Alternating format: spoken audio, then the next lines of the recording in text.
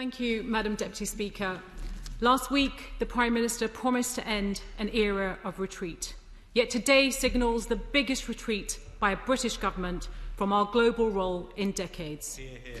They have removed any credibility the UK has as a force for good in the world and made it harder for us to pursue our national interest and create a safer, healthier, fairer and better world for us all. Make no mistake, Madam Deputy Speaker, our traditional allies and our detractors will take note of this move.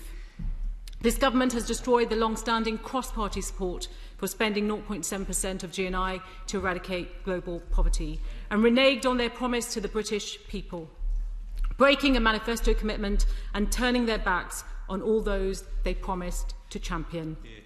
Mothers, newborn babies and children who are dying from preventable causes, the tens of millions of girls who are out of school and those whose lives and livelihoods have been destroyed by Ebola and malaria.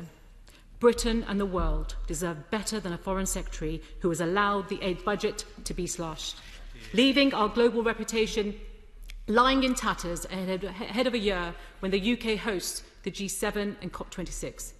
Madam Deputy Speaker, we know that we need a dramatic acceleration in the pace and scale of global climate action, and we all want the UN Climate Conference to be a success. But for that to happen, we must harness the political will of other countries. As hosts, it falls to the UK to lead by example, not withdraw, yet cutting the aid budget does exactly that, and has already attracted outspoken criticism from vital partners. I pity the Foreign Secretary having to explain to his counterparts that this is all part of his and the Prime Minister's idea of global Britain. His government has repeatedly delayed their review of foreign policy, with announcements being made on a whim. Madam Deputy Speaker, it is a disintegrated review. Does the government actually have a strategy, a plan or even a vague idea?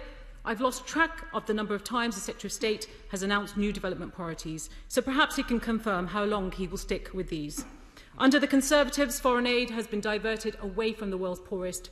Will he now ensure that it is not squandered on vanity projects, but instead is focused on eradicating poverty and inequality? In the year since the Conservatives pledged to proudly uphold the law to spend 0.7% of GNI on aid in their manifesto, we've been told by the Prime Minister that spending 0.7% of GNI was a goal that remains our commitment.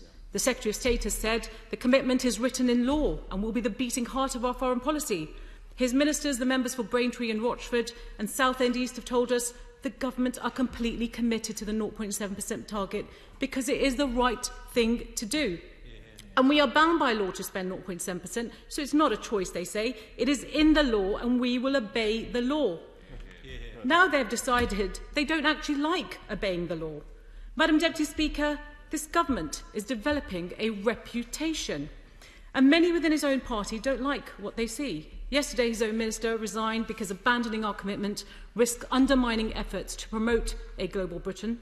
I stand ready to work with her and with the members for Mid Derbyshire, West Worcestershire, Preseli, Pembrokeshire, Sutton Coldfield, Ashford, South West Surrey, Wyre Forest, the chairs of the Defence and Foreign Affairs Select Committees and the Father on the House, and many more who I do not have time to list, to stop this retreat from happening. Madam Deputy Speaker, can the Secretary of State tell us when the necessary legislation will be brought forward, and can he confirm that he will spend 0.7% of GNI on aid this year and what the estimated value of ODA will be? This government loves to blame others for its shortcomings, especially when they can't answer back. And rather than taking responsibility for their incompetence, spending £12 billion on a COVID test and trace scheme that still isn't working, or wasting taxpayers' money on over 184 million items of unusable PPE, this government has chosen to make the world's poorest pay for its failures. The British people are extremely compassionate. They have seen a global health crisis cause devastation around the world, push millions of people into poverty, costing lives and livelihoods. And they know that this isn't a necessity, but a political choice that this government have made. We stand with them and oppose this ill-conceived, short-sighted decision. Thank you.